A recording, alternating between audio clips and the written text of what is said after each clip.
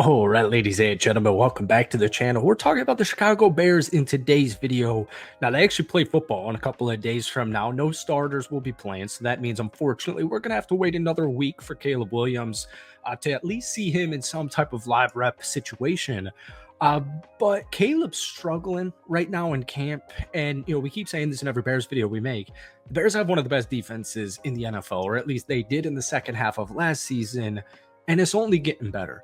And so, even though the offense is struggling, there are things I love.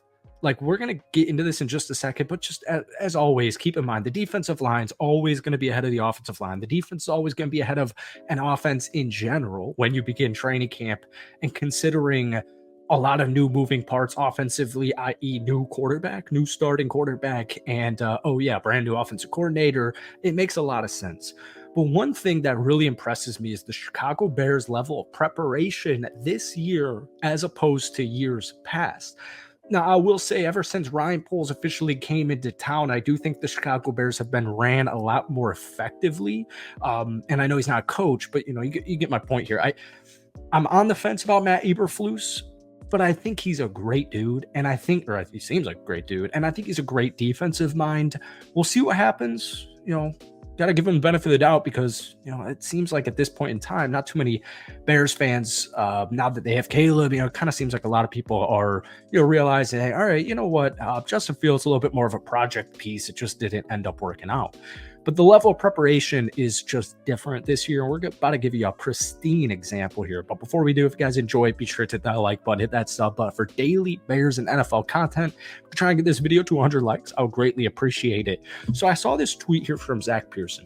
All right, this was the tweet. One thing I'm noticing during practices at training camp so far is the Bears are throwing a lot of blitzes at Caleb Williams to see how he handles it.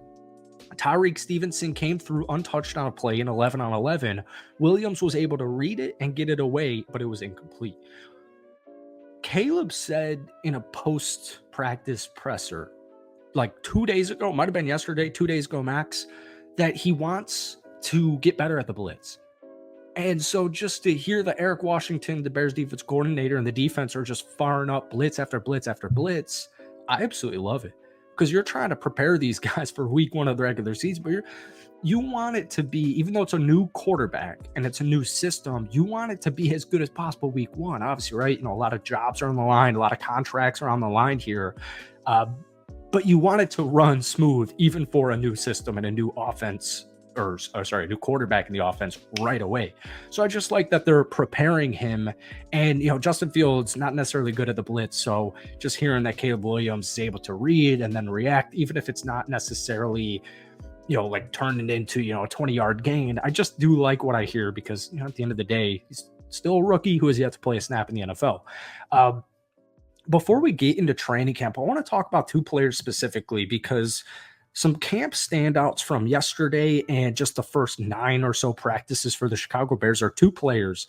They're both really intriguing to me. Number one's going to be Austin Booker, and number two is going to be Tyler Scott. So let's briefly talk about both of these cats because, we keep saying in every Bears video, every single Bears video I make for the last 2 weeks, it feels like Tyler Scott makes a play or Austin Booker makes a play. The thing with Austin Booker is the Bears traded up to get him in the 5th round. And they didn't make any moves prior to that in free agency, even knowing they had 4 draft picks this upcoming year. And you're probably going to go Rome Odunze or some offensive weapon at pick number 9. And then you're obviously going Caleb at pick number 1. But Austin Booker doesn't have too much tape. So according to PFF, just 505 defensive snaps in college as a backup at Kansas. But one Bears scout said that even though Booker is still considered a raw prospect due to his lack of experience, they were impressed with his advanced pass rush arsenal. They saw Booker could win with speed, power, or with nifty counter moves. Now that the Bears have him in-house, his mindset has impressed him. We talked about this literally in yesterday's Bears video, that Matt Eberflus and Eric Washington are just really impressed by 5th-round rookies, Austin Booker's mindset. But here's the thing. Even though he's a backup, and even though he pretty much only had 1 season, at Kansas, he started over at Minnesota, only played 6 games. He had 38 total pressures and 9 sacks for the Jayhawks per PFF, and he also had a pass rush win rate of 14.8, all right? Bears defensive end room is perfectly fine. Moving to Tyler Scott, I just want to say DJ Moore has played in every football game for the last 3 years. Keenan Allen has not played. He's had back-to-back injured seasons where he's played 10 games 2 years ago and 13 games last season. And then you have Rome Odunze, who, is just going to deal with, rookie stuff, right? But my point is, and I know I say this in every Bears video, you're going to need Tyler Scott when one of these cats gets injured. Hopefully it's just for a week or two, and hopefully it's just a precautionary move, but you're going to need Tyler Scott whether players are injured or whether players aren't. And I think that, I hate talking even about Justin Fields because I'm wishing him the best of luck in Pittsburgh.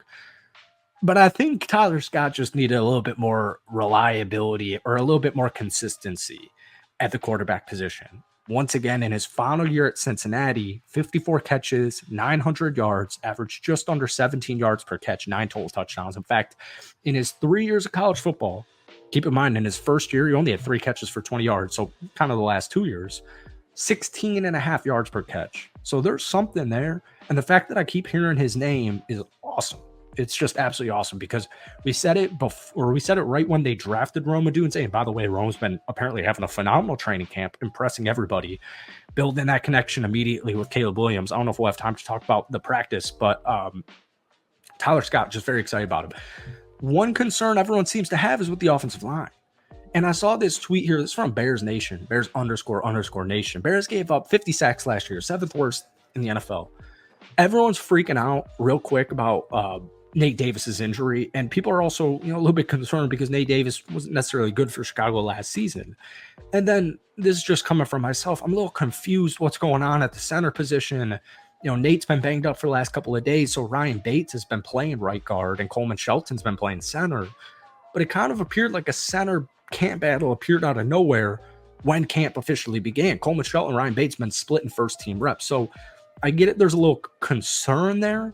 But 50 sacks last year, 7th worst in the NFL. A lot of that was Justin Fields.